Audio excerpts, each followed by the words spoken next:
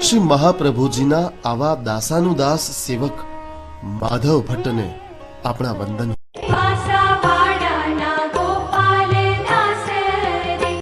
28મા વૈષ્ણવ ગોપાલદાસ વાંસવાડાના। ગોપાલદાસ વાંસવાડાના નિવાસી હતા અને વણિકનો વ્યવસાય કરતા હતા। તેઓ એક ક્ષત્રિયના ઘરે જન્મ્યા હતા અને તેમના જન્મ પહેલા 4 સંતાનો મૃત્યુ પામ્યા હોવાથી તેમના પિતાએ એવી બાધા લીધી હતી કે જો પુત્ર જીવશે તો તીર્થરાજ પ્રયાગમાં તેના વાળ ઉતરાવવાની વિધિ કરશે। ગોપાલદાસની 11 વર્ષની ઉંમર થઈ ગઈ ત્યાં સુધી મુંડન કરાવવા જવાનો મેળ પડ્યો નહીં અને આમને આમ ઘણો સમય વીતી જશે તેમ વિચારીને તેમના પિતાએ એક ગુમાસ્તા અને ચાકરની સાથે ગોપાલદાસને મુંડન કરાવવા મોકલ્યા। ગોપાલદાસે ગંગા અને યમુનાના દર્શન કર્યા અને તેમને પ્રેરણા થતા તેઓએ ગુમાસ્તાને કહ્યું કે હું અહીં વાળ નહીં મુંડાવું અને તીર્થ ક્ષેત્રની 5 કોસ દૂર જઈને મુંડન કરાવીશ, કારણ કે આ નિર્મળ જળમાં વાળ નાખી હું અપરાધમાં પડવા માંગતો નથી। પેલા લોકોએ એમને ઘણું સમજાવ્યા પણ છતાં તેઓ મક્કમ જ રહ્યા અને છેવટે 5 કોસ દૂર જઈને જ મુંડન કરાવ્યું। ત્યારબાદ પ્રયાગ પાછા આવી દાન પુણ્ય કરી શ્રી યમુના અને શ્રી ગંગાજીની પૂજા કરી 5 રાત્રિ ત્યાં નિવાસ કર્યો। ગોપાલદાસ ત્રિવેણીમાં પૂજન કરી રહ્યા હતા ત્યારે એક વખત શ્રી મહાપ્રભુજી ત્યાં સ્નાન માટે પધાર્યા। શ્રી મહાપ્રભુજીએ ત્રિવેણીમાંથી એક ખોબો ભરીને જળ ગોપાલદાસ પર નાખ્યો અને તેથી ગોપાલદાસને શ્રી મહાપ્રભુજીના અને પોતાના સ્વરૂપનું જ્ઞાન થયું અને ગોપાલદાસે જળમાં જ માથું નમાવી શ્રી મહાપ્રભુજીને વિનંતી કરી કે આપ મારા ઉપર કૃપા કરો, મને આપનો સેવક કરો। ગોપાલદાસની દીનતા જોઈને તેને કહ્યું કે તું કોઈ ભગવત સ્વરૂપ લઈને અડેલ આવજે, અને આમ કહી તેઓ અડેલ પધારી ગયા। ગોપાલદાસે પ્રયાગમાં ન્યોછાવર આપી એક લાલજીને લઈ અડેલ ગયા અને ત્યાં શ્રી મહાપ્રભુજી ઠાકોરજીને પંચામૃત સ્નાન કરાવી ગોપાલદાસને માથે પધરાવી આપ્યા। પછી તેઓ અડેલથી વાંસવાડા પોતાના ઘરે પરત આવ્યા અને જીવન પર્યંત તેમણે આ ભગવત સ્વરૂપની સેવા કરી। શ્રી વલ્લભ પાસેથી સેવા સ્મરણનો અધિકાર પ્રાપ્ત કરીને ભક્તો કૃતાર્થતા અનુભવતા કહે છે, મને કર્મા તુલસી આપીને વલ્લભ તમે અપનાવ્યો છે, મને કર્મા તુલસી આપીને વલ્લભ તમે અપનાવ્યો છે, મને ચરણ શરણમાં રાખીને નિજ દાસનો દાસ બનાવ્યો છે, મને બ્રહ્મ સંબંધ કરાવીને શરણાગતિનો પંથ બતાવ્યો છે, મને સેવાનો અધિકાર આપીને સુખ સાગરમાં સરકાવ્યો છે, પ્રભુ નામ તણું રટણ દઈને મુખ દોષથી બચાવ્યો છે, મારા દોષનો દરિયો સૂકવીને દિલથી તમે અપનાવ્યો છે, મને કર્મા તુલસી આપીને પ્રભુ તમે અપનાવ્યો છે। શ્રી મહાપ્રભુજીના કૃપાપાત્ર ભગવદીય શ્રી ગોપાલદાસને આપણે વંદન।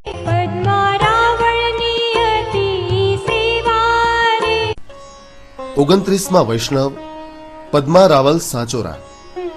પદ્મા રાવલ સાંચોરા એ ઉજ્જૈનના બ્રાહ્મણ હતા અને તેમને રણછોડજીના દર્શન માટે અત્યંત પ્રીતિ હતી। માવજી પટેલ તેમના યજમાન હતા। તેઓ ઘણીવાર માવજી પટેલ પાસેથી ખર્ચો લઈ દ્વારિકા જઈ રણછોડજીના દર્શન કરતા। ખર્ચા માટેનું દ્રવ્ય ખૂટે એટલે ફરી પાછા ઉજ્જૈન આવી માવજી પટેલ પાસેથી દ્રવ્ય લઈ અને દ્વારિકા જતા। આ રીતે એક વાર વાંસવાડાના ગોપાલદાસનો એક વિશ્રામ સ્થળ પર તેમને ભેટો થયો અને ગોપાલદાસને એમ લાગ્યું કે આ દૈવી જીવ છે। એથી એમણે પૂછ્યું કે આપને રણછોડરાયજીમાં પ્રીતિ છે, પરંતુ ક્યારે રણછોડરાયજીના સાક્ષાત દર્શન થયા છે ખરા? ત્યારે પદ્મા રાવલે કહ્યું કે એવા દર્શન તો તેઓ કોઈને આપતા જ નથી। ત્યારે ગોપાલદાસે કહ્યું કે અડેલમાં શ્રી મહાપ્રભુજી પ્રગટ બિરાજે છે અને તે રણછોડરાયજીનું જ સાક્ષાત સ્વરૂપ છે. તમે એમની પાસે જાઓ, તેઓ તમને રણછોડરાયજી રૂપે દર્શન જરૂર આપશે. પછી પદ્મા રાવલ તરત જ ઉજ્જૈન પરત ગયા. એમણે આ વાત પોતાના યજમાન માવજી પટેલને કરી અને માવજી પટેલ, તેમના પત્ની અને પદ્મા રાવલ પગે ચાલીને અડેલ જવા માટે નીકળ્યા. જ્યારે પ્રયાગ આવ્યા ત્યારે સામે પાર તેઓને અડેલના દર્શન થયા.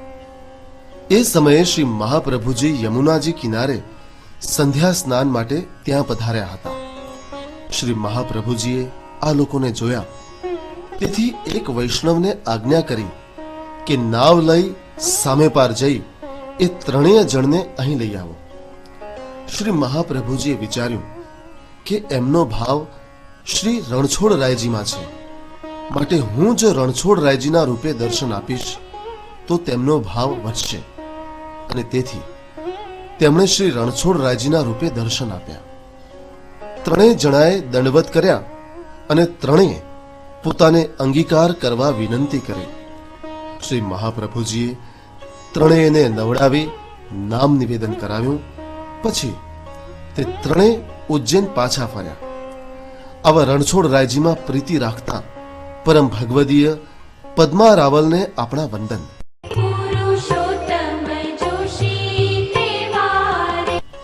30મા વૈષ્ણવ પુરુષોત્તમ જોશી સાંચોરા. પુરુષોત્તમ જોશી ગુજરાતમાં વસતા હતા. તેઓ 17 વર્ષના હતા તે સમયની આ વાત છે. એકવાર તેઓ તળાવ પર સંધ્યા વંદન કરતા હતા ત્યારે શ્રી મહાપ્રભુજી પણ સંધ્યા વંદન કરવા ત્યાં પધાર્યા. શ્રી મહાપ્રભુજીના અલૌકિક તેજથી અંજાઈને પુરુષોત્તમ જોશીએ ભાવપૂર્વક વંદન કર્યા અને પૂછ્યું, ઘણા સમયથી મારા મનમાં ગડમથલ ચાલતી હતી કે જ્ઞાન માર્ગ મોટો કે કર્મ માર્ગ. ત્યારે શ્રી મહાપ્રભુજીએ ઉત્તર આપ્યો કે જેના મનમાં જે માર્ગ દ્રઢતાથી વસે, જેને જે માર્ગમાં સૌથી વધુ વિશ્વાસ હોય તેને માટે તે જ સૌથી મોટો માર્ગ. અમારી દ્રષ્ટિએ સૌથી મોટો માર્ગ એ ભક્તિ માર્ગ છે. બીજા બધા માર્ગો કષ્ટ સાધ્ય છે અને તેમાં અધિકતર ક્લેશની પ્રાપ્તિ થાય છે. જ્યારે પુરુષોત્તમ જોશીએ કહ્યું કે ભક્તિ માર્ગ શું અને ભક્તિનું સ્વરૂપ શું તે મને સમજાવો, ત્યારે શ્રી મહાપ્રભુજી કહેવા લાગ્યા કે તેનું તો વર્ણન કરીએ એટલું ઓછું. આમ છતાં તેમણે સંક્ષિપ્તમાં પુરુષોત્તમ જોશીને તે વિશે સમજાવ્યું અને ત્યારબાદ 11 શ્લોકનો ભક્તિવર્ધિની ગ્રંથ રચીને પણ સમજાવ્યો. ભગવદ્ ગીતાના 12મા અધ્યાયના ભક્તિ યોગમાં શ્રી કૃષ્ણ કહે છે, મયા વેશ્ય મનોયે માં નિત્ય યુક્તા ઉપાસતે. મયા વેશ્ય મનોયે માં નિત્ય યુક્તા ઉપાસતે શ્રદ્ધયા પરિયોપિતાસ્તે મે યુક્તતમા મતાહ. મારામાં મન પરોવીને નિરંતર મારી સાથે જોડાઈને જે મારી ઉપાસના કરે છે અને અડગ શ્રદ્ધાથી યુક્ત થઈને મારા સાકાર સ્વરૂપની સેવા કરે છે તે મને સૌથી ચઢિયાતા ભક્ત યોગી રૂપે માન્ય છે. જેમના પર ઈશ્વરનો અપાર અનુગ્રહ હોય તેમનું કોઈ કશું બગાડી શકતું નથી. કબીરજી કહે છે કે જાકો રાખે સાઈયા માર સકે ના કોઈ. જાકો રાખે સાઈયા માર સકે ના કોઈ. બાલ ન બાંકા કર સકે જો જગ બેરી હોય. શ્રી મહાપ્રભુજીના કૃપાપાત્ર પુરુષોત્તમ જોશીને આપણે વંદન કરીએ. જગન્નાથ જોશી તેના ભ્રાતા રે. 31મા વૈષ્ણવ જગન્નાથ જોશી ખેરાળુના. શ્રી મહાપ્રભુજીના સેવક જગન્નાથ જોશી ખેરાળુના હતા. શરૂઆતમાં જગન્નાથ જોશી રાણા વ્યાસ પાસેથી નામ પામ્યા હતા, પણ જ્યારે તેમણે સાંભળ્યું કે રાણા વ્યાસ શ્રી મહાપ્રભુજીના સેવક થયા છે ત્યારે તેઓ ખેરાળુથી ગોધરા આવી રાણા વ્યાસને મળ્યા. બંને જણા ઘણો સમય સાથે રહ્યા અને ભગવદ વાર્તા કરી પ્રસન્નતા અનુભવતા હતા. રાણા વ્યાસના અહંકારને દૂર કરવા એકવાર ઠાકોરજીએ એક કૌતુક રચ્યું. રાણા વ્યાસને ગોધરાની દેસાઈ જ્ઞાતિની એક સ્ત્રી પર આસક્તિ થઈ અને તેઓ તેની સાથે રહેવા લાગ્યા. કોઈએ આ વાતને ઘણું મોટું સ્વરૂપ આપી રાજદ્વારમાં હાકિમને કહી અને તેથી હાકિમે સિપાહીઓને મોકલ્યા અને રાણા વ્યાસને લઈ આવવા આજ્ઞા કરી. દરમિયાન જગન્નાથ જોશીને આ વાત ખબર પડી જતા તેમણે રાણા વ્યાસ અને પેલી દેસાઈ જ્ઞાતિની સ્ત્રીને બીજા ગામે ભગાડી દીધા અને સિપાહીઓને જણાવ્યું કે રાણા વ્યાસ તો કોઈ કામ અંગે બહારગામ ગયા છે અને હાકિમને મળવા માટે સિપાહીઓની સાથે રાણા વ્યાસને બદલે સ્વયં જગન્નાથ જોશી ગયા. હાકિમ રાણા વ્યાસ પર ખૂબ જ ગુસ્સે ભરાયેલા હતા. જગન્નાથ જોશીએ હાકિમનો ગુસ્સો શાંત પાડીને તેમને સમજાવતા કહ્યું કે કોઈએ આ વાતનું વતેસર કર્યું છે અને આપને ભડકાવ્યા છે. ખરેખર રાણા વ્યાસે કોઈ અન્યાય કે અનીતિ કર્યા નથી. હાકિમે કહ્યું કે હું આ વાત કેવી રીતે માનું? ત્યારે જગન્નાથ જોશીએ કહ્યું કે આ માટે તમારે મારી જેવી કસોટી લેવી હોય તે લઈ શકો છો. ત્યાર પછી હાકિમે ગાડીના પૈડાની લોખંડની રીંગ મંગાવી ભડભડતા અગ્નિમાં મૂકી રાખી અને લાલ ચોળ બનાવડાવી અને પછી જગન્નાથ જોશીને કહ્યું કે આ રીંગ હવે તમે તમારા ગળામાં પહેરો. જો તમે નહીં દાજો તો હું માનીશ કે તમે જે કહો છો તે વાત સાચી છે અને રાણા નિર્દોષ છે. જગન્નાથ જોશીએ ભર દરબારમાં શ્રી મહાપ્રભુજી ઉપર પૂરેપૂરી શ્રદ્ધા રાખીને લાલ ચોળ રીંગને જાણે કે પુષ્પોની સુકોમળ માળા ધારણ કરતા હોય તેમ સહજતાથી પોતાના ગળામાં પહેરી લીધી અને જરા પણ દાઝ્યા નહીં. તેથી હાકિમને તેમની વાત પર વિશ્વાસ થયો અને રાણા વ્યાસને નિર્દોષ જાહેર કર્યા. જગન્નાથ જોશીએ હાકિમને વિનંતી કરી કે ચુગલીખોરને પણ સજા ન કરશો. આમ જગન્નાથ જોશીએ ઉદારતાપૂર્વક અનેકના જીવ બચાવી લીધા. શ્રી મહાપ્રભુજીના આવા સેવાભાવી જગન્નાથ જોશીને આપણે પ્રણામ કરીએ. રામ ગોધરી રાણા વ્યાસ રે. 32મા વૈષ્ણવ રાણા વ્યાસ સાંચોરા. રાણા વ્યાસ સાંચોરા ગોધરાના વાસી હતા અને શ્રી મહાપ્રભુજીના અનન્ય સેવક હતા. એકવાર તેઓ સિદ્ધપુર આવ્યા હતા. ત્યાં સરસ્વતી નદીમાં સ્નાન કરી જગન્નાથ જોશી સાથે સંધ્યા વંદન કરતા હતા. એ સમયે એક રાજપૂતાણી તેના પતિનું મરણ થયું હોવાથી સતી થવાને ત્યાં આવી પહોંચી. જગન્નાથ જોશીએ રાણા વ્યાસને કહ્યું કે આ સ્ત્રી સતી થાય છે તે બાબતે તમારું શું માનવું છે? રાણા વ્યાસે કહ્યું કે આવા સુંદર દેહને જો ભગવત સેવા માટે લગાવવામાં આવે તો ઉદ્ધાર થાય. મરણ પામેલ વ્યક્તિ સાથે જે પોતે મરે છે તે પોતાનો આખોય જન્મારો બગાડે છે. રાણા વ્યાસ જગન્નાથ જોશીને આ બધું હાથ અને માથાના હાવભાવથી સમજાવી રહ્યા હતા. તે જોઈને રાજપૂતાણીનું સત ઉતરી ગયું. એટલે રાજપૂતાણીએ એમ કહ્યું કે હવે હું સતી નથી થવાની. ત્યારે ત્યાં ઉભેલા લોકોએ તેનો વિરોધ કરતા કહ્યું કે હવે તને ઘરે પાછી નહીં જવા દઈએ અને અહીં જ બાળીશું. ત્યારે રાજપૂતાણીએ કહ્યું કે હું હવે ઘરે પાછી જવાની નથી, પરંતુ અહીં નદી કિનારે એક ઝૂંપડી બનાવીને જ રહીશ અને મારી જો અનિચ્છા હોવા છતાં જો મને બાળશો તો તમને મારી હત્યાનું પાપ લાગશે. આ રીતે તેણે બધાને અટકાવી દીધા. પછી રાજપૂતાણીએ રાણા વ્યાસને પોતાને શરણે લેવા વિનંતી કરી. ત્યારે એમણે કહ્યું કે તું સૂતક ઉતરે પછી આવજે. સૂતક ઉતર્યા પછી રાજપૂતાણી સરસ્વતી નદીમાં સ્નાન કરી તેમની પાસે ગઈ. ત્યારે તેમણે ધ્યાન સ્મરણ કરી નામ નિવેદન કરાવ્યું, જેથી રાજપૂતાણીમાં ભગવત ભાવ પ્રગટ થયો. ત્યાર પછી રાજપૂતાણી રાણા વ્યાસના ઘરમાં સઘળું કામકાજ, સીધું સામગ્રી ઠીક કરવા વગેરે પ્રકારની બધી સેવા કરવા લાગી. ભગવદીઓના વસ્ત્રો ધોવાનું કાર્ય પણ તે કરતી. પછી કેટલાક દિવસ પછી શ્રી મહાપ્રભુજી ત્યાં પધાર્યા અને તેમણે રાજપૂતાણીને નામ નિવેદન કરાવ્યું. આ રીતે રાણા વ્યાસના સંગથી રાજપૂતાણીને ભગવત પ્રાપ્તિ થઈ.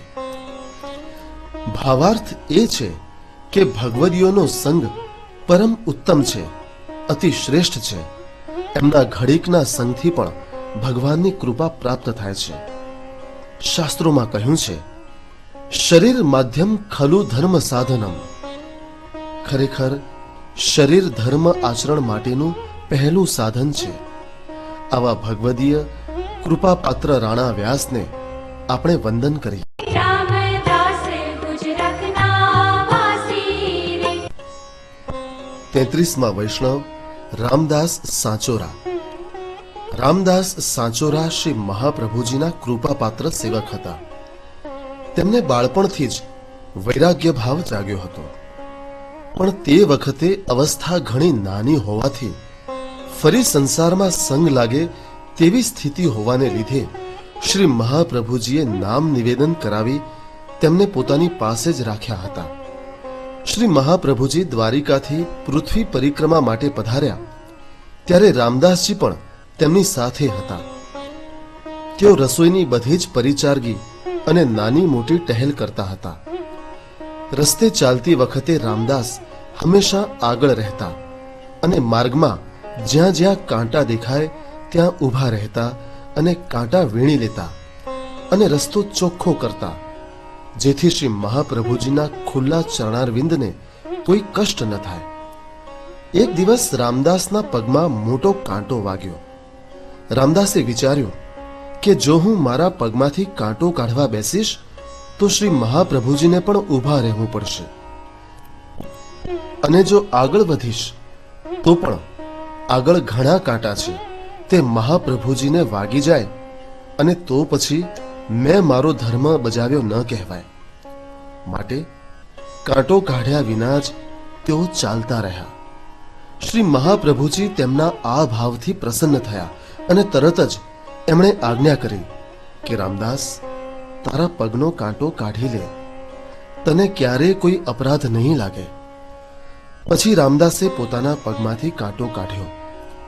આવા અનાસક્ત વલ્લભ ચરણાનુરાગી ઉત્તમ સેવક રામદાસને આપણે વંદન કરીએ.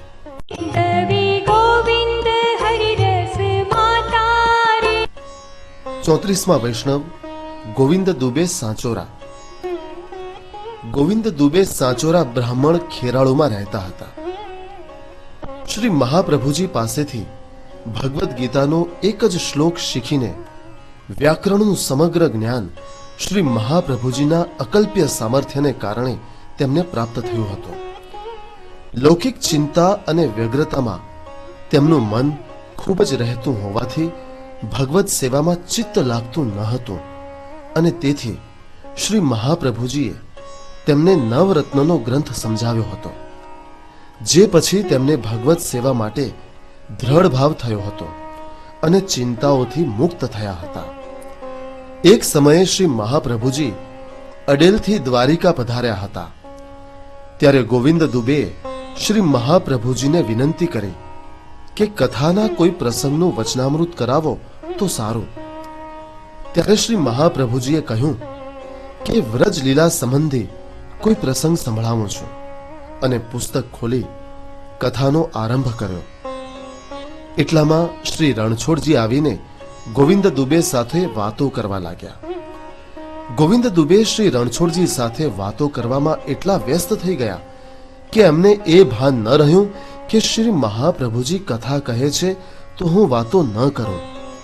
તેથી શ્રી મહાપ્રભુજીએ પુસ્તક પરથી નજર ફેરવીને જોયું તો રણછોડ રાયજી અને ગોવિંદ દુબે વાતો કરતા હતા.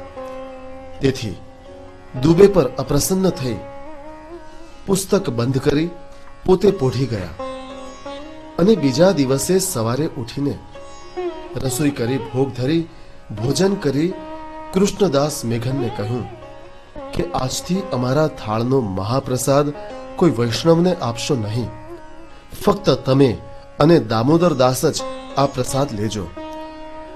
આ અગાઉ શ્રી મહાપ્રભુજીના થાળનો પ્રસાદ નિત્ય નિયમથી અનેક વૈષ્ણવો લેતા. તેથી એ દિવસે બધા વૈષ્ણવો ભૂખ્યા રહ્યા, ઉપવાસ કર્યો. બીજા દિવસે શ્રી મહાપ્રભુજી જ્યારે શ્રી રણછોડરાયજીના દર્શન કરવા પધાર્યા ત્યારે શ્રી રણછોડરાયજીએ કહ્યું કે ગઈકાલે આપે સઘળા વૈષ્ણવોને મહાપ્રસાદ ન આપ્યો, તેથી તેઓ ભૂખ્યા રહ્યા. માટે બધા જ વૈષ્ણવોને જેમ પ્રસાદ આપતા હતા તેમ જ આપ્યા કરો. શ્રી મહાપ્રભુજીએ મુકામ પર પરત આવી બધા વૈષ્ણવોને પૂછ્યું કે કાલે તમે પ્રસાદ કેમ ના લીધો? ત્યારે વૈષ્ણવોએ કહ્યું કે થાળનો મહાપ્રસાદ ન મળ્યો તેથી ન લીધો. ત્યારે શ્રી મહાપ્રભુજીએ કહ્યું, થાળનો મહાપ્રસાદ તો હજી પણ આપત નહીં, પરંતુ તમારી ભલામણ મોટી જગ્યાએથી થઈ છે તેથી આપીશ. ભાવાર્થ એ છે કે કથા સમયે જ રણછોડરાયજીએ ગોવિંદ દુબેને પોતાની સાથે વાતોમાં મગ્ન એ આશયથી રાખ્યા કે જો વ્રજ લીલાનો પ્રસંગ તેઓ સાંભળે તો તેમને શ્રી ગોવર્ધન ધરણમાં આસક્તિ થાય અને શ્રી રણછોડરાયજીની સેવામાં તેમનું ચિત્ત ન રહે. જ્યારે શ્રી મહાપ્રભુજીએ કથા એટલા માટે અટકાવી દીધી કે કથા વાર્તા દરમિયાન જો કોઈ અન્ય વાતો કરે તો જેનું મન કથામાં હોય તેને ઘણું દુઃખ થાય. જાણે કે સુંદર ભોજન કરતા હોઈએ ત્યારે દાંત નીચે કાંકરો આવે તેવું થાય. જેમને શ્રી રણછોડરાયજી સાનુભાવ કરાવતા અને શ્રી મહાપ્રભુજીની જેમના પર અનન્ય કૃપા હતી એવા ગોવિંદ દુબેને આપણે વંદન કરીએ. રાજા માધવ દુબે બેઉ ભ્રાતા રે. 35મા વૈષ્ણવ રાજા દુબે તથા માધો દુબે. શ્રી મહાપ્રભુજીના સેવક રાજા દુબે તથા માધો દુબે ભગવાનની લીલાના રસમાં સદૈવ મગ્ન રહેતા. દ્વારિકામાં એક દિવસ શ્રી મહાપ્રભુજીના મુખેથી નંદ ઉત્સવની કથાનું શ્રવણ કર્યા પછી તેમનામાં નંદાલયની લીલાના અનુભવોનો આવેશ રહેવા લાગ્યો. પછી તેમણે શ્રી મહાપ્રભુજી પાસે નામ નિવેદન કરાવી બ્રહ્મ સંબંધ લીધો. શ્રી મહાપ્રભુજીએ પંચામૃત સ્નાન કરાવી શ્રી ઠાકોરજીની સેવા બંને ભાઈઓના માથે પધરાવી આપી અને આજ્ઞા કરી કે બધી જ જગ્યાએથી મન હટાવીને ભગવત સેવા કરવી. તેમને સાધન દશા તેમજ સિદ્ધ દશાના નિરોધનું મહત્વ સમજાવ્યું અને કહ્યું કે તેનાથી સંસારની કોઈ બાબત લૌકિક કે વૈદિકમાં મન રૂચે નહીં અને ભગવત સેવા અને કથામાં મન ડૂબેલું રહે. મનનો સ્વયં એવો સ્વભાવ થાય કે ઠાકોરજીના સ્વરૂપના ધ્યાન સિવાય અન્ય કોઈ જગ્યાએ મન જાય નહીં. પછી બંને ભાઈઓ શ્રી મહાપ્રભુજીને ઘણું બધું દ્રવ્ય ભેટ કરી દ્વારિકાથી નીકળી પોતાના ગામ મણુન આવ્યા અને ભગવદ વાર્તા કરી ઠાકોરજીના લીલા રસમાં મગ્ન રહેવા લાગ્યા. તેમના જ ગામમાં બે સાંચોરા બ્રાહ્મણ ભાઈઓ રહેતા હતા, મોટા રામજી અને નાના હરિકૃષ્ણ. રામજી ભણેલા ગણેલા હોય ગામના ચોતરા પર બેસી પટેલો આગળ કથા કરતા, જ્યારે નાના ભાઈ મૂર્ખ હોય ખેતરની રખેવાળી કરતા. એક દિવસ મોટા ભાઈ કોઈ કામે બીજા ગામે ગયા હતા ત્યારે ખૂબ વરસાદ પડ્યો. ઠંડીના દિવસો હતા. નાના ભાઈએ ખેતરથી પરત આવ્યા બાદ એમના ભાભીને કહ્યું કે મને ખૂબ ઠંડી વાય છે, મને ગરમ રોટલી કરી આપો તો હું જમી લઉં.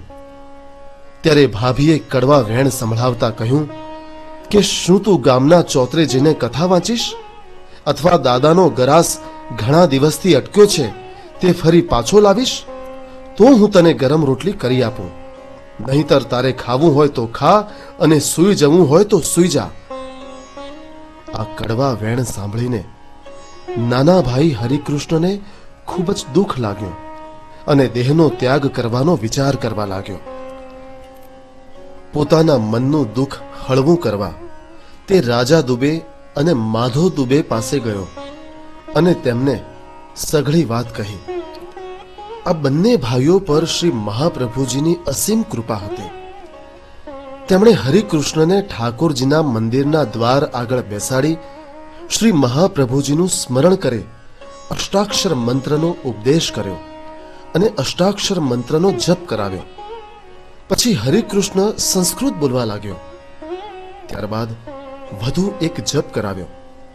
ત્યારે તે શ્રી ભાગવત, પુરાણ, શાસ્ત્ર બધાનો અર્થ જાણવા લાગ્યો. પછી હરિકૃષ્ણને કહ્યું કે જા, હવે ચોતરા પર જઈને કથા કર. હરિકૃષ્ણએ ચોતરા પર જઈ એટલી સુંદર કથા કરી કે પટેલો મંત્રમુગ્ધ થઈ ગયા અને એ પટેલોએ આ બ્રાહ્મણની પૂજા કરી અને દ્રવ્ય આપ્યું અને હંમેશા તમે જ કથા કરજો એવી ઈચ્છા વ્યક્ત કરી. પછી હરિકૃષ્ણ જે ગામમાં એમના દાદાનો ગરાસ અટક્યો હતો ત્યાં ગયા. ત્યાંના રાજપૂતોને કથા સંભળાવી પ્રસન્ન કર્યા. 5 દિવસ સુધી કથા સંભળાવી. તેથી તે રાજપૂતોએ વિચાર્યું કે પુરોહિતના દીકરાનો ગરાસ ઘણા સમયથી અહીં અટકેલો છે અને બ્રાહ્મણનું ઋણ સારું નહીં. તેથી તેમણે આ હરિકૃષ્ણ બ્રાહ્મણને 100 મણ અનાજ, 100 રૂપિયા રોકડા અને વર્ષો વરસ ગરાસ લઈ જવા માટેનો નવો કાગળ લખી આપ્યો. જે લઈને તે પોતાને ગામ પરત આવ્યા અને ભાભીને કહ્યું કે ગામના ચોતરે હવે હું કથા પણ કરું છું અને દાદાનો અટકેલો ગરાસ પણ પાછો લઈ આવ્યો છું. ત્યારે મોટા ભાઈ અને ભાભી તેના ચહેરા પરનું તેજ જોઈને ચકિત થઈ ગયા. ત્યારે નાના ભાઈએ કહ્યું કે મારા પર શ્રી મહાપ્રભુજીની આ કૃપા તો રાજા દુબે અને માધવ દુબેના સત્સંગથી થઈ છે. શાસ્ત્રોમાં સત્સંગના મહિમાનું અતિ સુંદર વર્ણન કરવામાં આવ્યું છે. કલ્પવૃક્ષ કેવળ કલ્પના કરી હોય તે જ આપે છે. કલ્પવૃક્ષ કેવળ કલ્પના કરી હોય તે જ આપે છે. કામધેનુ જેની કામના રાખી હોય તે જ આપે છે. ચિંતામણી જેનો વિચાર કર્યો હોય તે જ આપે છે. જ્યારે સત્સંગ તો બધું જ આપી દે છે. આવા ભગવદીય રાજા દુબે અને માધવ દુબેને આપણે વંદન કરીએ. उत्तम श्लोक दास सेवा भारी रे सेवक श्री जी ना कहता महतारी रे. 36માં વૈષ્ણવ ઉત્તમ શ્લોક દાસ દુબે. ઉત્તમ શ્લોક દાસ દુબે શ્રી ગોવર્ધન ધરણની રસોઈની સેવા કરતા અને સેવકોને ખૂબ પ્રેમથી પીરસતા. ઉત્તમ શ્લોક દાસ દુબે અને ઈશ્વર દુબે ગુજરાતમાં ગોધરામાં સાંચોરા બ્રાહ્મણને ત્યાં જન્મ્યા હતા. પોતાનું ગુજરાન ચલાવવા તેઓ એક કાયસ્થને ત્યાં રસોઈ કાર્ય કરતા. એક વખત એ કાયસ્થ આ બંને જણાની સાથે આગ્રા આવ્યા. તે વખતે શ્રી મહાપ્રભુજી પણ આગ્રા પધાર્યા હતા.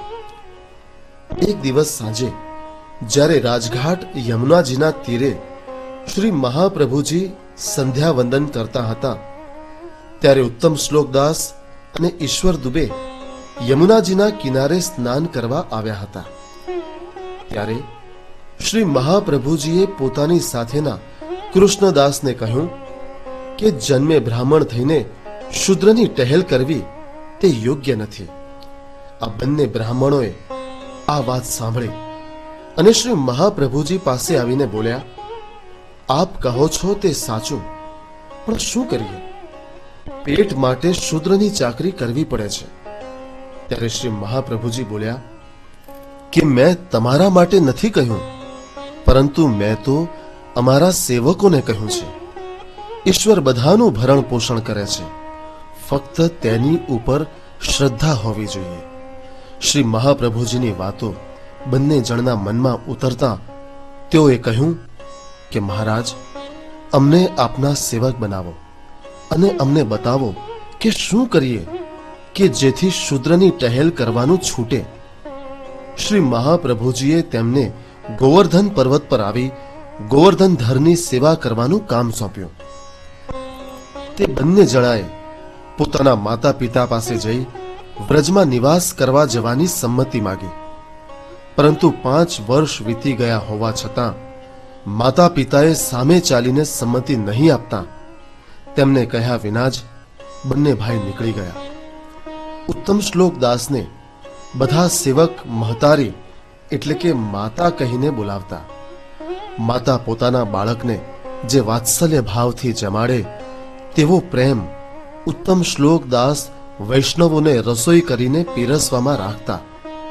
શ્રી મહાપ્રભુજીના આ કૃપાપાત્ર સેવકને ઈશ્વરદાસ દવે રસ મગ્ન રે, હરિ હરિ જન શું ચિત્ત લગન રે. 37માં વૈષ્ણવ ઈશ્વરદાસ દુબે. ઈશ્વરદાસ દુબે ઉત્તમ શ્લોક દાસ દુબેના ભાઈ હતા. ઉત્તમ શ્લોક દાસના ગોવર્ધન આવ્યા બાદ તેના 6 મહિના પછી તેમના માતા પિતાએ દેહ છોડ્યો. પછી ક્રિયાકર્મથી પરવારી ઈશ્વર દુબે પણ ગિરિરાજ પર આવ્યા અને શ્રી ગુંસાઈજીને દંડવત કરી પોતાની વાતનું નિવેદન કર્યું. શ્રી ગુંસાઈજીએ તેમને આજ્ઞા કરી કે ઉત્તમ શ્લોક દાસ શ્રીનાથજીની રસોઈ અને સેવકોને પીરસવાની ઉત્તમ સેવા કરે છે, તમે પણ તેમને સાથ આપો. ઈશ્વર દુબે એ પ્રમાણે કરવાનું શરૂ કર્યું.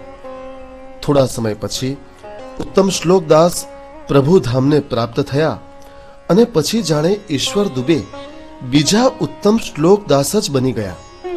ઘણીવાર પોતાનું અંગત દ્રવ્ય વાપરી ગાંઠનું ઘી મંગાવી વૈષ્ણવોને વધુ પીરસતા. તેઓ એમ માનતા કે મંદિરના દ્રવ્યથી સિદ્ધ થયેલી રસોઈ પીરસીએ તો ફક્ત તનુજા સેવા જ થાય, પરંતુ પોતાનું દ્રવ્ય વાપરીને જો સેવા કરીએ તો વિત્તજા સેવા કર્યાનું પુણ્ય પણ મળે. જેમ ગાય પોતાના તરત જ જન્મેલા વાછરડાને સ્નેહ કરે તેમ ઈશ્વર દુબે વૈષ્ણવોને રસોઈની સાથે સ્નેહ પણ પીરસતા. શ્રી મહાપ્રભુજીના આવા અનન્ય સેવક ઈશ્વર દુબેને વૈષ્ણવ છગડા વાસુદેવ દાસ રે, સેવાર્થે રહેતા પ્રભુ પાસ રે. 38માં વૈષ્ણવ વાસુદેવદાસ છકડા. વાસુદેવદાસ સિંહનંદમાં રહેતા સારસ્વત બ્રાહ્મણ હતા. તેઓ કોઈ દૈવી પ્રભાવથી અપાર શારીરિક બળ ધરાવતા હતા. 13-14 વર્ષની ઉંમરે તો 2 મણ વજનનો લોખંડનો જાડો સળિયો સળેકડીની જેમ ઉઠાવીને ફેરવતા. એકવાર તો વાસુદેવદાસને સિંહનંદના હાકેમ સાથે વિગ્રહ થતા તેમણે એકલા હાથે 400-500 સિપાહીઓને પાડી દીધા હતા. તેથી હાકેમે વાસુદેવદાસને રોકવા એક છકડા ઉપર અત્યંત વજનદાર શિલા મુકાવી રસ્તો બંધ કરાવી દીધો. પરંતુ વાસુદેવદાસે શિલા સહિત છકડાને ઉઠાવીને દૂર ફેંકી દીધો. ત્યારથી તે વાસુદેવદાસ છકડા તરીકે ઓળખાવા લાગ્યા. તેમને પોતાની શક્તિનો અતિશય ગર્વ થઈ ગયો અને તે લોકો સાથે દુર્વ્યવહાર કરવા લાગ્યા. એકવાર શ્રી મહાપ્રભુજી તેમના સેવક કૃષ્ણદાસ સાથે થાનેશ્વર પધાર્યા હતા. ત્યારે કૃષ્ણદાસ મેઘન સરસ્વતી નદીમાં સ્નાન કરવા પધાર્યા. તે જ સમયે વાસુદેવદાસ પણ ત્યાં સ્નાન કરવા આવ્યા. વાસુદેવદાસ કૃષ્ણદાસની નજીક આવીને છાંટા ઉડાડતા ઉડાડતા સ્નાન કરવા લાગ્યા. કૃષ્ણદાસે તેમને કડક અવાજે કહ્યું, અલ્યા તું કોણ છે અને છાંટા શા માટે ઉડાડે છે? અન્ય લોકો તો આશ્ચર્યમાં મુકાઈ ગયા. આ વળી કોણ હશે કે જે વાસુદેવદાસની સામે બોલે છે? વાસુદેવદાસ પણ આ શબ્દો સાંભળતા જ માતેલા સાંઢની જેમ કૃષ્ણદાસને મારવા દોડ્યા અને પોતાનો હાથ ઉઠાવ્યો. તરત જ કૃષ્ણદાસે એના 2 હાથ પકડી લીધા.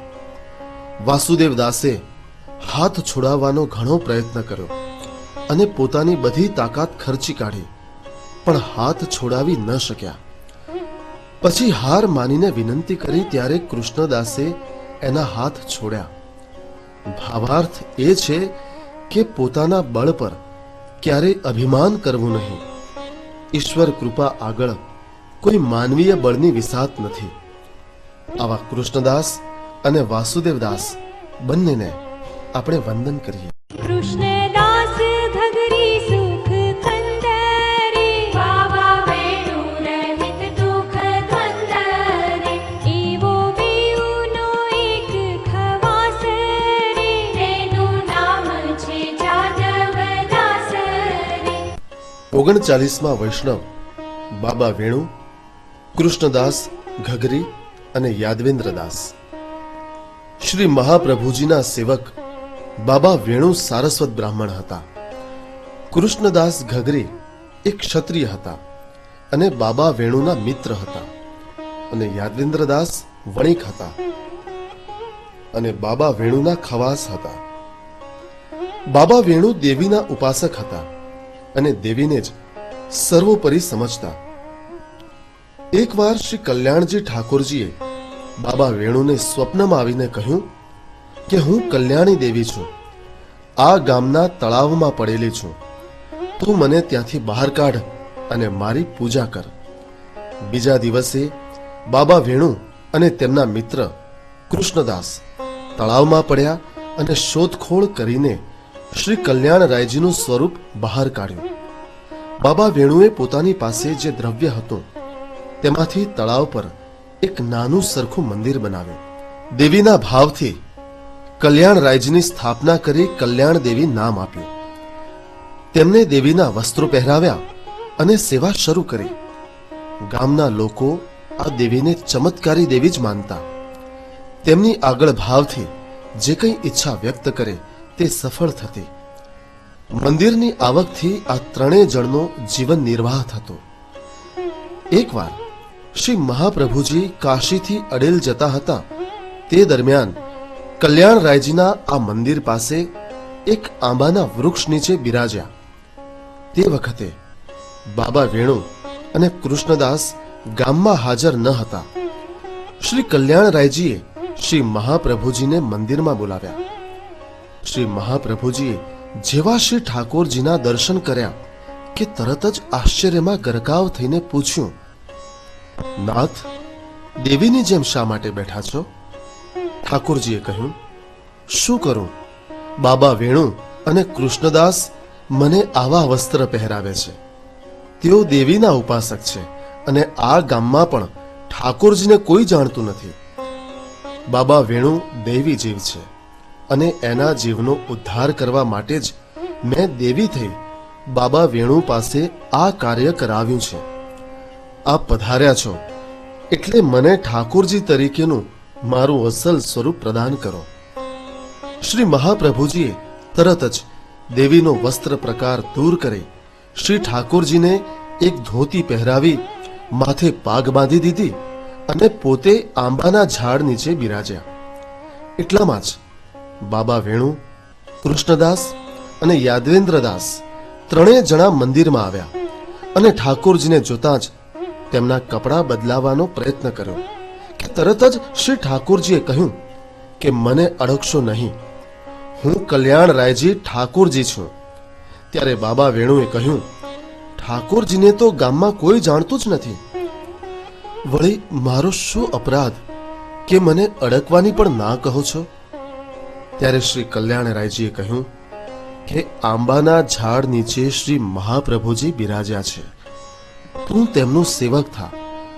તારા ઘરમાં કોઠારની નીચે 700 રૂપિયા દટાયેલા છે, તે કાઢીને મારી સેવા પૂજા કરજે. ત્યારબાદ ત્રણેય જણા તળાવમાં નાહી શ્રી મહાપ્રભુજી પાસે જઈ શ્રી કલ્યાણરાયજીને પંચામૃત સ્નાન કરાવ્યું. પછી શ્રી મહાપ્રભુજીએ બાબા વેણુને બધી પુષ્ટિ માર્ગની સેવા રીત સમજાવી અને આજ્ઞા કરી કે હવેથી શ્રી ઠાકોરજી આજ્ઞા કરે તેમ કરજો.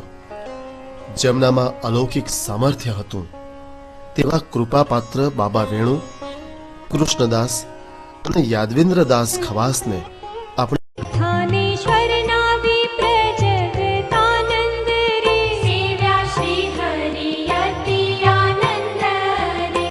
40માં વૈષ્ણવ જગતાનંદ સારસ્વત થાનેશ્વરના. શ્રી મહાપ્રભુજીના સેવક જગતાનંદ થાનેશ્વરના સારસ્વત બ્રાહ્મણ હતા. તેઓ 12 વર્ષની ઉંમરે કાશી જઈને શાસ્ત્રો અને પુરાણોનો અભ્યાસ કરીને પંડિત બન્યા હતા. થાનેશ્વરમાં સરસ્વતી નદીના કિનારે ભાગવતની કથા કરી પોતાનો ગુજારો કરતા. એકવાર શ્રી મહાપ્રભુજી થાનેશ્વર પધાર્યા હતા ત્યારે પ્રાતઃ સંધ્યા પૂરી થયા બાદ કિનારા પર બિરાજ્યા હતા. એટલામાં જગતાનંદ આવ્યા અને નિત્ય નિયમ મુજબ શ્રીમદ ભાગવતની કથા કરવા લાગ્યા. તે પછી તેમણે શ્રી મહાપ્રભુજીને જોયા અને તેઓ વિદ્વાન છે એવું લાગતા તેમની સાથે ચર્ચા વિચારણા કરવાની ઈચ્છા થઈ. જગતાનંદ શ્રી મહાપ્રભુજીને વેણુ ગીતનો શ્લોક સંભળાવી સામાન્ય શબ્દાર્થ સમજાવવા લાગ્યા અને પછી પૂછ્યું કે તમે આ શ્લોકનો આ સિવાય અન્ય કોઈ અર્થ જાણો છો? ત્યારે શ્રી મહાપ્રભુજીએ કહ્યું કે તમે વ્યાસાસને બેઠા છો એટલે મારાથી કેમ કહેવાય? જગતાનંદે આસન પરથી ઉતરી શ્રી મહાપ્રભુજીને આસન ગ્રહણ કરવા વિનંતી કરી. ત્યાર પછી 3 પ્રહર સુધી શ્રી મહાપ્રભુજીએ સુબોધિનીજીના વિવિધ અર્થ સમજાવ્યા. પછી શ્રી મહાપ્રભુજીએ કહ્યું કે હવે તમને ભૂખ લાગી હશે, માટે આપણે વિરામ કર્યા પછી આગળ ચલાવીશું. ત્યારે જગતાનંદે પૂછ્યું કે આ વ્યાખ્યાન કેટલા સમય સુધી ચાલશે? ત્યારે શ્રી મહાપ્રભુજીએ ઉત્તર વાળ્યો કે જો પૂરેપૂરો અર્થ સમજવો હોય તો 2 થી 3 મહિના જેટલો સમય થાય. જગતાનંદ હતપ્રભ બની શ્રી મહાપ્રભુજીના શરણે આવી ગયા અને પોતાને સેવક બનાવવા વિજ્ઞપ્તિ કરી. તેમની દીનતા ધ્યાનમાં લઈ અને તેમનામાં દૈવી અંશ નિહાળી તેમને નામ નિવેદન કરાવ્યું અને પછી તેમના ઘરે પધાર્યા અને એમને કહ્યું કે તમે ભગવત સેવા કરો. ત્યારે જગદાનંદે કહ્યું, મારે ત્યાં ઠાકુરલાલજી છે, તે સદા તુલસીમાં બેઠેલા રહે છે, તેમના પર 1 લોટી જળ રોજ ચડાવું છું. શ્રી મહાપ્રભુજીએ કહ્યું કે જલ્દી ઠાકોરજીને લઈ આવો, આવું ન કરાય. પછી શ્રી મહાપ્રભુજીએ ઠાકોરજીને પંચામૃત સ્નાન કરાવી પાટે બેસાડી જગતાનંદના માથે પધરાવ્યા અને પોતે રસોઈ કરી ભોગ ધરી જગતાનંદને જૂઠણની પાતળ ધરી અને તેમને કહ્યું કે ભાગવત કહીને ગુજારો ન કરશો. જગતાનંદ તે પછી મન લગાડીને સેવા કરવા લાગ્યા. પુરાણની કથા અને મહાભારત કહી પોતાનો ગુજારો ચલાવતા. આવા શ્રી મહાપ્રભુજીના પરમ સેવક જગતાનંદને આપણે આનંદાસ વિશ્વંભરદાસ બે ભાઈ રે. 41માં વૈષ્ણવ આનંદદાસ અને વિશ્વંભરદાસ. આનંદદાસ અને વિશ્વંભરદાસ શ્રી મહાપ્રભુજીના કૃપાપાત્ર સેવક હતા. એ બંને ભાઈઓ પ્રયાગમાં એક ક્ષત્રિયના ઘરમાં જન્મ્યા હતા. બાળપણથી જ સંસાર પ્રત્યે ઉદાસીન હતા. માતા પિતાએ સંસારની કેદમાં જકડવાના છેલ્લા ઉપાય તરીકે આનંદદાસની એક જગ્યાએ સગાઈ કરી. પરંતુ લગ્નના આગલા જ દિવસે આનંદદાસ અને તેમના ભાઈ બંને ઘર અને ગામ છોડીને નાસીને ચિત્રકૂટ આવીને રહેવા લાગ્યા. માતા પિતાને આ વાતની જાણ થતાં તેઓ તેમને ચિત્રકૂટ લેવા આવ્યા અને વચન આપ્યું કે તે તેમને લગ્ન કરવા માટે દબાણ નહીં કરે. બંનેને કથા વાર્તા સાંભળવાનું ગજબનું વ્યસન હતું. એકવાર યમુનાજીના કિનારે ભગવદ વાર્તા કરતા ભગવાનથી વિખૂટા પડેલાનું દુઃખ અનુભવી રહેલા હોય સુદબુદ્ધ ગુમાવી મોડી રાત સુધી મૂર્છિત દશામાં ત્યાં જ પડી રહ્યા. અડધી રાત વીતી હશે તે સમયે શ્રી ઠાકોરજીએ શ્રી મહાપ્રભુજીને કહ્યું કે યમુનાજીના કિનારે 2 ક્ષત્રિય બાળકો મારા વિયોગના કારણે સુદબુદ્ધ ગુમાવી રેતીમાં પડેલા છે, તો આપ ત્યાં પધારી તેમનો અંગીકાર કરો, નહીતર થોડા સમયમાં તેમનો દેહ છૂટી જશે. શ્રી મહાપ્રભુજી કૃષ્ણદાસ મેઘન અને બીજા વૈષ્ણવોને લઈને યમુનાજીના કિનારે પધાર્યા. કિનારા પર નાવ તો હતી, પરંતુ ચલાવનાર કોઈ નહોતું. શ્રી મહાપ્રભુજીએ પોતાની સાથે આવેલા એક વૈષ્ણવને કહ્યું કે તું નાવ ચલાવ, મારી આજ્ઞાથી બધું બરાબર થશે. પછી સામે પાર પહોંચી હસ્તમાં જળ લઈ બંને ભાઈઓ પર છાંટ્યું. તેમને સુધબુધ આવી. બીજા દિવસે તેઓને બ્રહ્મ સંબંધ કરાવી નાવ પર બેસાડી પોતાને ઘરે લઈ આવ્યા અને આજ્ઞા કરી કે ઠાકોરજીની સેવામાં પહોંચી ભગવત સેવા કરો. પછી સંન્યાસ નિર્ણય ગ્રંથ બંને ભાઈઓને સંભળાવ્યો અને નવનીત પ્રિયાજીના પ્રસાદી વસ્ત્ર આપીને કહ્યું કે તમે આને ઘરે લઈ જઈ પધરાવી સેવા કરજો. તમારું મન સદા શ્રી ઠાકોરજીની લીલામાં રહેશે. જેને ઠાકોરજીનો વિરહ થાય તેના પર પ્રભુ જલ્દી કૃપા કરે છે. આવા આનંદદાસ અને વિશ્વંભર દાસને આપણે વંદન. બ્રહ્મણી અડેલી વૈષ્ણવ બાઈ રે. 42માં વૈષ્ણવ અડેલની એક ક્ષત્રાણી. અડેલની એક ક્ષત્રાણી શ્રી મહાપ્રભુજીની અનન્ય સેવક હતી. તેના લગ્ન નાની વયે જ થયા હતા અને તેનો પતિ રોગી હતો. 45 વર્ષ થયા હશે અને તેનું મૃત્યુ થયું. ક્ષત્રાણીનું મન સંસારમાંથી ઉઠી ગયું. તે શ્રી મહાપ્રભુજીની સેવક બની. શ્રી મહાપ્રભુજીએ તેને લાલજીના એક સ્વરૂપની સેવા પધરાવી આપી. સ્વભાવે તે સરળ, ભોળી અને નિષ્કપટ હતી.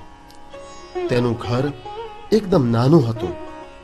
નાના ઘરમાં જ રસોડું, મંદિર, ઠાકોરજીની સામગ્રી રાખતી. તેને ઓછું દેખાતું હતું, છતાંય તે તન્મયતાથી ભગવાનની સેવા કરતી હતી. શ્રી મહાપ્રભુજી એક વૈષ્ણવની સાથે તેના ઘર પાસેથી પસાર થઈ રહ્યા હતા અને તેના ઉપર કૃપા કરવાના આશાથી તેના ઘરે પધાર્યા. તે વખતે આ ક્ષત્રાણી રોટલી કરતી હતી.